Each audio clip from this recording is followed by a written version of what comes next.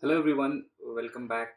If you're new to the channel, first let me introduce myself. I'm Sai Prakash and I'm a software engineer from India. So if you're watching this, you can feel free to subscribe to the channel. And now that being out of the way, let's talk about the agenda of this video. So in this video, I will share how I achieved my AWS certification and what was the preparations and knowledge gaining that I had to do to clear these certifications. And let me just straight away say that I have cleared two certifications from AWS. One is Certified Solutions Architect Associate, another is the Cloud Practitioner certification. So I have did these two certifications. I sat for the exams in one in December and one is January. So between a couple of weeks gap, I cleared both of the examinations, and roughly I took 2 months of preparation for that. So this video will guide you how I went about, and how you can also do the same, right? So it's not that hard to know clear certification, to be honest. Okay.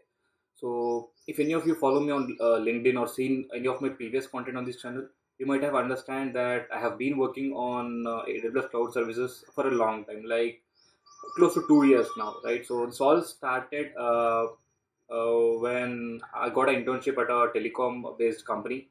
That was my first internship, and here I was working on a couple of cool analytical use cases, and it was completely built using AWS. Right. So when I say completely, I mean everything. Right. So starting from A to Z, everything is built on AWS. Right. I mean, yes, I had to build a React website, but we hosted that using AWS itself.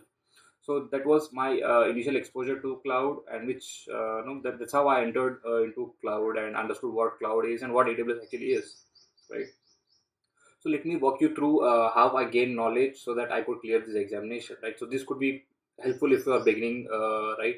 So first thing, right? So as I mentioned previously about the internship, so during the course of internship, I had access to this famous platform called Orieli Media Technology and Business Training, right? So these courses I had complete access to, right? And Orieli is OG, right, in the technical courses, and it is highly regarded, right? So I have taken a course. I don't remember the name of the course, but it was close to 14 to 15 hours long. So my team lead, he suggested me that course. So I took over the course, and it was filled with knowledge, right? So to the brim, right? So to a point where I almost felt asleep when I'm trying to watch some of the lectures.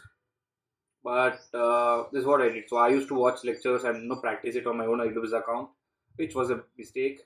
Not that I'm practicing is not a mistake, but I did it on my own account. So fun fact, I ended up with a couple of thousands of bill unknowingly, because I had some resources running in the background which I did not shed. So don't be like me. If you are practicing, close your resources, right?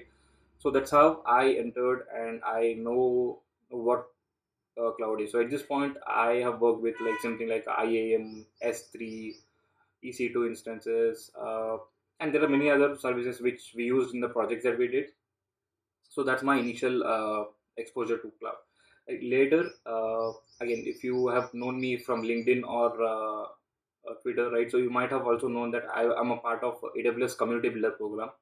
And if you're unaware of what it is, right? So let me give a brief description, right? So AWS Community Builder program, it offers technical resources, mentorship, networking opportunities to all our AWS enthusiasts, right? So we are a very highly growing community. So we have access to AWS subject matter experts. We will have webinars. We have even the resources on how to make content and all. So these community actually helped me and motivated me to go for the certification, right? So before that, even if you look back into my channel, I was posting content on AWS, like how to deploy that, how to deploy this, but I never thought of getting certified, right? So this is when I decided I should you know, uh, you know uh, start getting serious and you know, make myself certified, right? So, and if you ask me why certification is necessary, there are a couple of facts that I want to share you. One, obviously, you are getting knowledge. Two, this helps you to negotiate your salary with your employer. I unfortunately did not do that right now because I'm a very beginner, but you can do that. You can make a job switch, or you can break into cloud certifications. Takes you a long way, right? So it opens a new door of opportunities for you. So I suggest you do that, and even it also helps you in your current business as well, right? So that's how I decided that I should pursue the path of certification, right? So now what are the so let me disclose that to you. So I cleared both the examinations and I have score of close to 85% and more in both the examinations, right? So how did I know what are the resources that I use, right? So once I decided that I have to sit for the examination, I started looking for the resources that I can use to prepare for it. So the first certification, as I said, I registered for Certified Solutions Architect Associate, and these are the resources that I used, right? So number one, I used AWS White Papers. Now I know, no, I might sound cheesy or trying to act cool or whatever by saying that I read white papers and all, but no, trust me, right? So AWS white papers are literally gold mine, and I genuinely feel that white papers are good way to learn regarding AWS and good way to prepare for the certifications.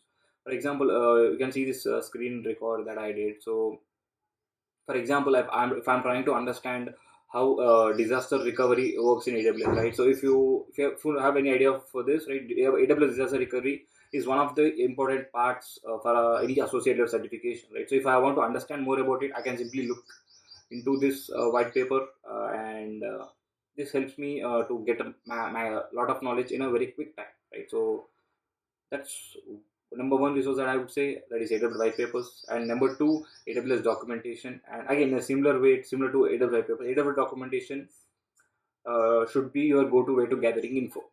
For example, if you are trying to understand a niche topic like what are the features and differences between meme cached and Redis database, right? So with a quick Google search, you will find an article on AWS, right? So you will find everything. So there is an article for almost everything on AWS. Obviously, like they should document it, but they did it in a pretty good manner, right? As you can see from the screen record. So I could simply do a search and I can understand what this does. And trust me, there are some more questions that are asked from this exact article as well. So that's the reason why I have picked this article for the demo, right? And coming to the most important aspect that helped me in my journey was Cloud Academy, right? So, and again, I'm not sponsored by Cloud Academy or anything. I know I've shared the space with Cloud Academy creators, Stuart Scott, all these members. So we have a Slack group where we get to interact thanks to AWS Cloud Builder program. But Cloud Academy is a very good platform to learn, right? So here's my reasons, right? So the best reason that I thought Cloud Academy is good for preparation is that they have a structured path, right? So for every certification, there is a structured path and a course content associated with that, right? So I can simply sign up for that path, set a deadline, and it will automatically remind me that hey, you have to do 2 hours of learning today, 3 hours of learning today. You are getting back and all. That's the reason number one, and that's gold right there, right? So there are so many resources available online, right? So that's not the point, right? So are there any resources that are structured and that takes you from A to Z, not A to B to C and M, not that way, right? So A to Z. So that's why I like Cloud Academy. And second reason for liking Cloud Academy is it has a vast bank of questions for practice, right? So you might have not known, but I took close to 15 to 20 practice examinations, that is real world examinations, right? So they depict how real exam works, right? I took 20 of them. At a point I was doing a exam paper daily, to a like through the entire week, right? So I used to do that. One, it helps me to get exposure to a huge variety of scenarios. Two, it also prepares me to how the exam scenario works. So it also simulates the exam environment. So that's the reason why I like Cloud Academy. And it's not a free resource. It I think it has close to some $20 or $25. I'm not sure, but you can give it a try. This is a wonderful resource. And the last resource that I use, and it is pretty underrated, I feel, is that Andrew Brown. So if you're familiar with this person, Andrew Brown, he owns a company called as Exam Pro.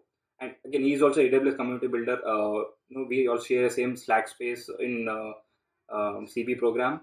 But the one thing that I liked about him is he provides what he calls as a cheat sheets, right? So addition to this course and entire explanatory videos that he has a cheat sheet, right? So which is very unique to him, right? So what I did was I got my hands on these cheat sheets. I did not buy any course, honestly, full disclosure. But in Free Code Camp YouTube channel, he made a complete video which he made it public for free.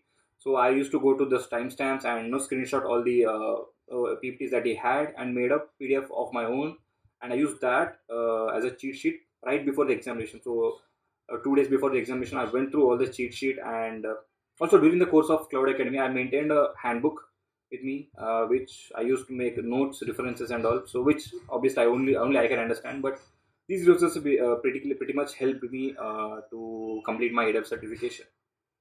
And now that you know how to get certification, these are some of the facts that you should know about exam, right? So, AWS typically each exam consists of close to 65 questions, and you will be given 2 hours of time. Again, I think it is 130 minutes of time, and you can book them through Pearson View platform. So you can give it at your home, but you have to be maintain all the checks and all.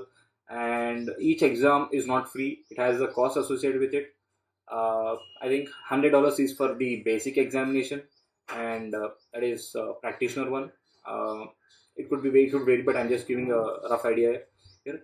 For the associate exam, what I know is it is $150. So it's not cheap. So if you are giving examination, be sure that you are prepared, right? And if you have any doubts, or if you want to connect with me, you can connect with me through LinkedIn or Twitter. I prefer LinkedIn, and you can please subscribe to my channel as well.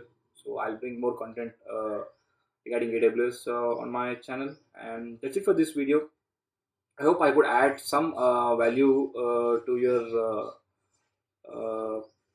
cloud journey. And again, I'll repeat some of the resources like AWS White Papers, AWS Documentation, any cloud platform like Cloud Academy, A Cloud Guru, anything would do, and obviously cheat sheets from Andrew Brown or any other creator that you like. So these are things that should make you set for the examination, and I hope you clear your examinations. And thanks for watching. We'll see you in the next video. Bye bye.